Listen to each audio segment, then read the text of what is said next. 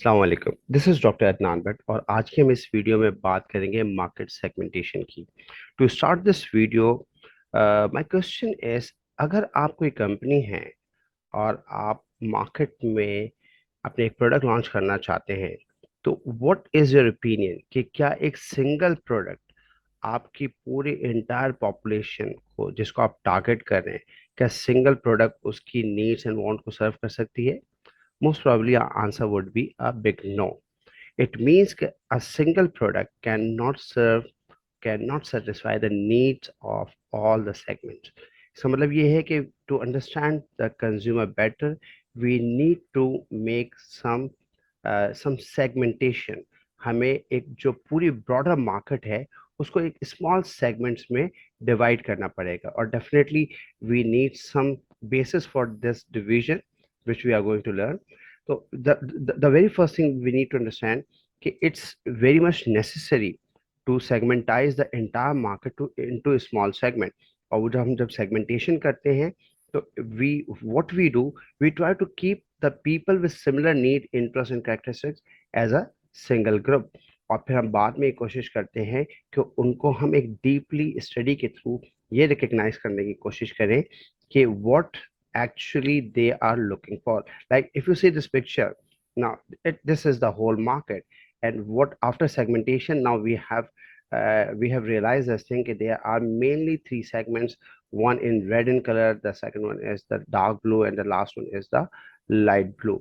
Now, what is the criteria to identify the different market segment? The very first thing, homogeneity. देखिए, पहली चीज जो आपको समझनी है कि जब हम सेगमेंटेशन करते हैं तो विद इन अ सेगमेंट जो उसके जो मार्केट से सेगमेंट्स निकालने हैं, तो within a segment there is a homogeneity.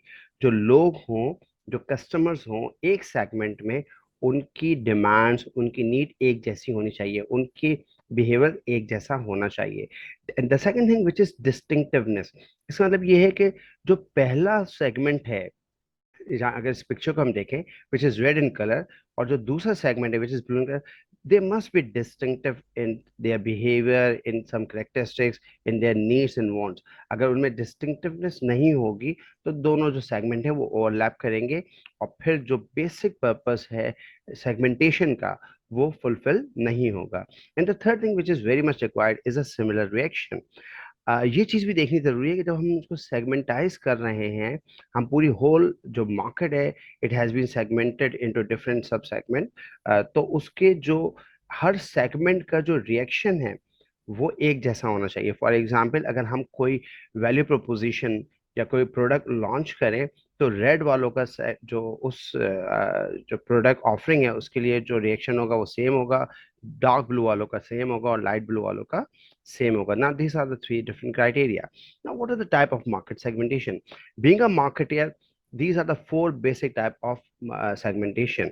Now for example, the first one is a demographic segmentation, then we have a geographical segmentation, then we have a psychographic and behavioral segmentation. Okay, when we talk about the demographic segmentation, this is one of the oldest way, सबसे common तरीका है जिसमें हम segmentation करते हैं। Like for example, हम gender की base पे बहुत कॉमन सेगमेंटेशन देखते हैं। जेंडर का मतलब ये है कि जी, for example Fair and Lovely, जिसको हम ग्लो एंड लवली आजकल कहते हैं, वो it is usually mainly targeting to the women. जितने भी आपके ब्यूटी सोप्स हैं, आपकी क्लोथिंग हैं, वो जेंडर की बेस पे सेगमेंटाइज होती है। आपके शूज़ हैं, वो जेंडर की बेस पे सेगमेंटेशन करते हैं। एज कुछ प्रोडक्ट ऐसी हैं जो जो सीनियर लोगों के लिए होती है, कुछ लोगों के लिए, कुछ बच्चों के लिए प्रोडक्ट्स होती है। जितने टॉयज हैं वो जो है, अगर आप टीवी की बात करें तो इवन कार्टून नेटवर्क्स में अगर आप देखेंगे तो एज वाइज जो है सेगमेंटेशन डिफरेंट है। मुख्तलिफ कार्टून चैनल जो है, कुछ जो बेबी टीवी है वो बिल्कुल छोटे बच्चों के लिए, टॉडलर या उनसे थोड़े बच्चों के लिए।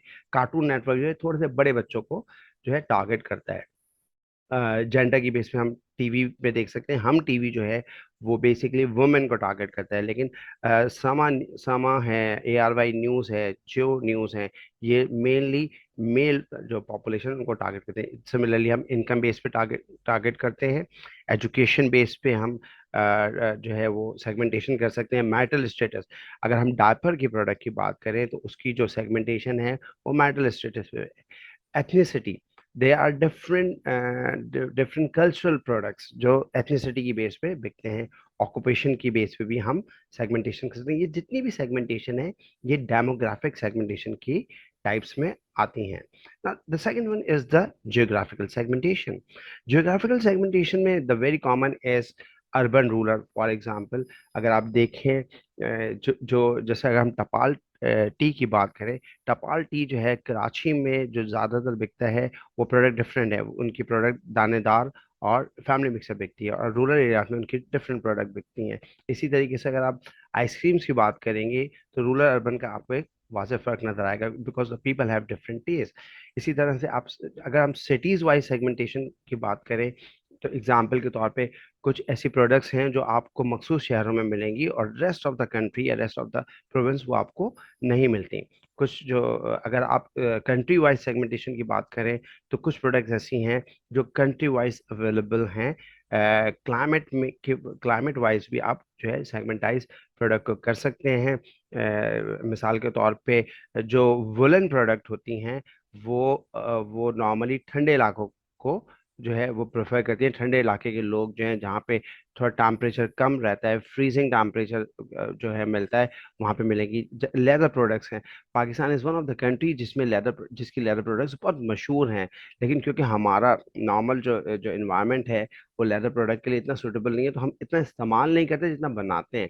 तो हम जब बनाते हैं तो जो ठंडे मुल्क है उनको हम टारगेट कर रहे होते हैं। यूजुअली हम अफ्रीकन कंट्रीज में वो प्रोडक्ट नहीं देखेंगे जाते हुए, हम देखेंगे रशिया की तरफ जारी होगी। यूरोपियन कंट्रीज जो ठंडे मुल्क हैं वहां पर हम उसको टारगेट करके बेच रहे होते हैं। In psychographic segmentation, we always talk about the personality, lifestyle, values, attitude, belief, and interest. अच्छा, आपके जितने भी लग्जरी आइटम्स हैं ये साइकोग्राफिक सेगमेंटेशन के ऊपर दिखते हैं। फॉर एग्जांपल आपकी जो स्पोर्ट्स कार हैं ये जो है ये basically they use psychographic segmentation.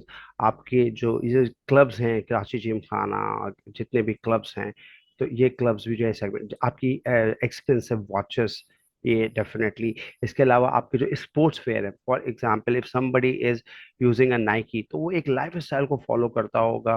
Definitely might be ही और she is a sports man और वुमेन, और अदरवाइज डेफिनेटली वो स्पोर्ट्स में इन होंगे, वो स्पोर्ट्स में को देखते होंगे, खेलते होंगे।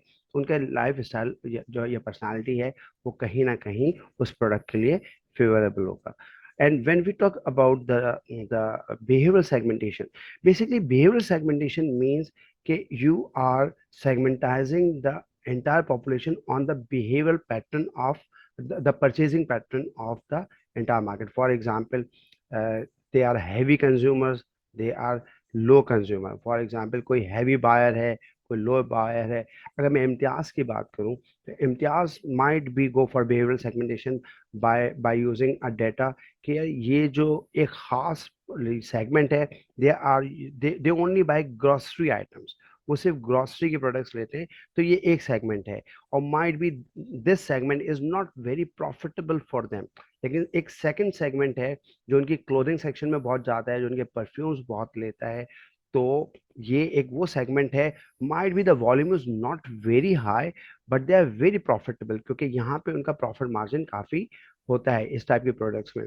तो हो सकता है वो इस टाइप की दो सेगमेंटेशन करें, या for example they may go for segmentation के 15,000 रुपये से ऊपर वाली परचेसिंग करने वाले या 15,000 से नीचे करने वाले, या for example the people who buy only once in a month और more than once in a month. तो इस टाइप की कोई भी सेगमेंटेशन होगी तो वो बिहेवियरल सेगमेंटेशन के उसमें आती है। Thank you.